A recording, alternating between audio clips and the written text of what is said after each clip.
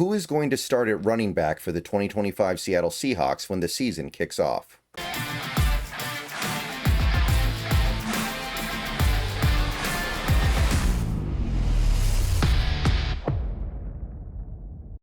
All right, everybody. Good morning. Happy Thursday. Hope things are going well. Couple of things. First of all, I've got another video going live on the Bleacher Report in the next couple of hours here. Keep an eye out for it. If you're following me on Bleacher Report, you should get it that way. You should be able to also view it on the Seahawks page of bleacherreport.com, so you can access that video through the browser. But look for that to go live within the next couple of hours here. Second of all, I will be going live with the Hawks Nest in a few hours here. We're going to go live at noon. Going to talk about this upcoming preseason game against the Packers. Probably talk about the Chiefs game last week a little bit. Any other Seahawks stuff, any other Seahawks discussions. We'll talk about it all. So be there, and hopefully we will have a good productive show. And third, my Metal Gear Solid Marathon over on Twitch is rolling on. We are a little more than halfway through Metal Gear Solid 1, the original. Remember, we are playing it timeline chronological, so we are more than halfway through the marathon, but we are definitely getting down to the end of it. So sometime either later this afternoon or in the evening, I should be turning the stream on, and we should be going until we beat Metal Gear Solid 1. Please tune in if that sounds fun to you. Okay, so this video is not going to be about any of that, although I did want to go ahead and briefly touch on it. This video is going to be about the Seahawks running back situation. Brady Henderson had an article yesterday, or maybe it was 2 days ago. It's been making the rounds already. Most people have seen it. And the title of this article is Seahawks Zach Charbonnet challenging Ken Walker at running back? Go read the whole article if you haven't already. I'm not going to go through the whole thing here. But basically, he talks about how Charbonnet has been on the field more for the Seahawks than Walker so far this offseason, and talking about how good Charbonnet has looked, talking about all these things that basically lead him to believe that maybe Charbonnet is going to be the starting running back and K9 is going to come off the bench. Now, like I said, read the whole article if you want to. I'm not going to go through the whole thing in this video, but I do want to talk about my perspective on this, because this is something that I've seen come up a decent amount. I made a depth chart video a handful of days ago, and I got comments from people saying, because I had Walker starting and Charbonnet as the backup, people were saying, oh, Charbonnet is going to be the starter, Walker is going to be the backup. Those guys are going to get flipped. And I've seen this a little bit now.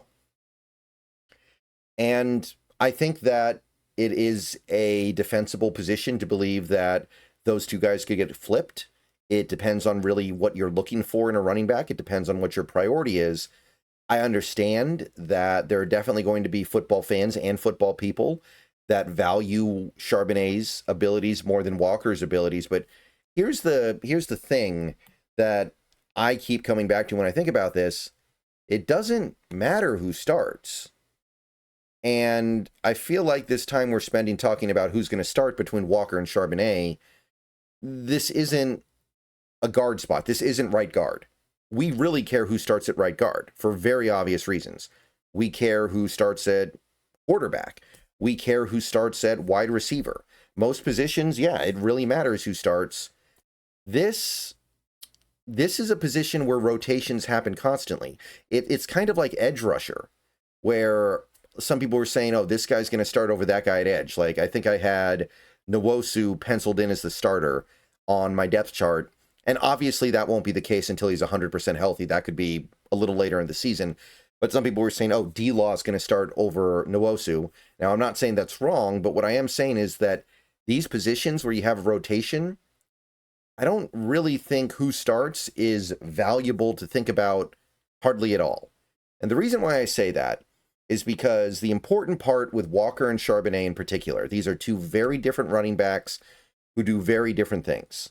The important thing with Walker and Charbonnet is that they are on the field in situations that support and are buoyed, that are helped by their skill set.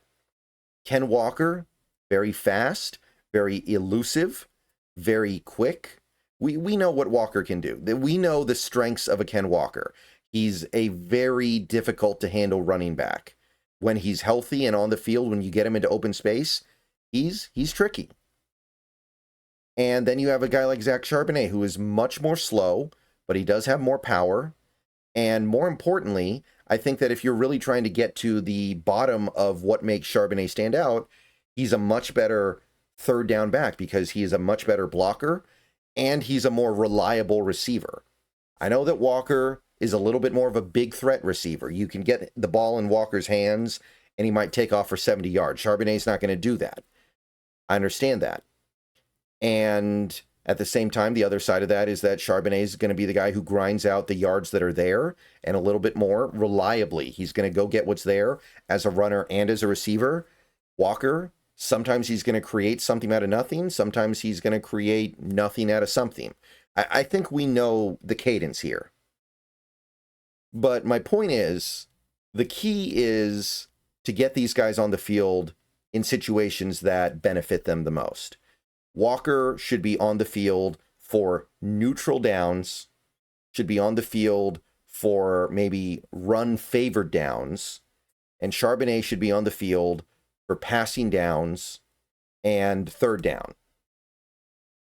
Ken Walker is made, and I understand there might be some things in his skill set in terms of how decisive he is as a runner that make this a little bit dicey, but he is talent-wise built to run the outside zone of Clint Kubiak.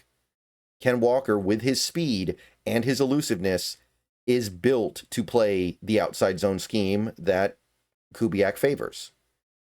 While a guy like Charbonnet is not going to be able to get the outside nearly as often. If you put Charbonnet in an outside zone scheme where he constantly has to try to get outside the numbers, constantly has to like loop around towards the sideline and wait for things to develop in front of him and then just go when the hole develops, you're not going to have the same success as you would with Ken Walker. And the opposite is true. There are going to be situations where Charbonnet will have more success than Walker. Inside zone stuff that's happening up the gut, stuff that's happening inside the hash marks. You can run zone with Charbonnet, but it's not going to be the same. And you're going to get better third down reps out of Charbonnet as a whole. He's going to be a better third down back, probably a better power back as well. Personally, I think that Damian Martinez is the power back. I think that a guy like even Robbie Oots might be more of a power back than Charbonnet, but regardless, if you had to pick one, you would certainly pick Charbonnet. And this is what I'm talking about. The starter doesn't really matter that much. The starter defines one snap in a game where your offense is probably going to have somewhere around 60 to 70 snaps. The starter is just the guy who's out there for the first of those snaps. What we're really looking for here is these guys to get to be the best versions of themselves. You can't have a truly well-rounded backfield without both of these guys.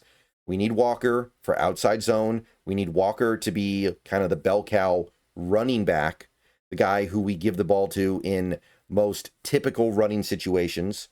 And then Charbonnet's there to be more of a third down back, to be somebody who maybe you trust a little bit more in the shorter yardage situations, be somebody who you give the inside zone carries to. Obviously, it can't be completely siloed, but you can silo it some.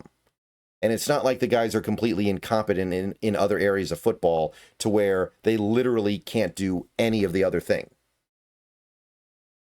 So that's kind of where I stand on this one. I think that it is possible. Maybe week to week it changes. Maybe some weeks it'll be Charbonnet, maybe some weeks it'll be Walker. But this isn't right guard. Right guard, whoever wins the starting job at right guard gets to play every snap at right guard until they get hurt or they lose the job. Running back, players are going to come in and out constantly. And the key is getting those guys in the best position to succeed. That means giving those guys the plays where their best skills get featured and the things that they struggle at, like Charbonnet with his slower speed and lack of breakaway ability, and Walker with his to a certain extent, you might call it indecisiveness, some struggles running between the tackles, blocking, stuff like that. You're minimizing that. That's what matters here. Not who gets that one snap at the very start of the game. But in my book, you need both. That's what matters here. Either guy can start. I'm indifferent to it because I know that that is not where the success or failure of this rushing attack is going to be determined. The success or failure of this running back group is going to be determined. It's going to be determined by putting those guys in a situation to ball out and be the best players they can be. All right, let me know what you guys think. Stream in less than 3 hours. Hawks Nest, we're going to talk about a bunch of Seahawks stuff. See you guys soon. Go Hawks. Another video coming later today, sometime later in the afternoon. I'm going to make at least one more. And maybe we'll hear something about this joint practice as well. Go Hawks.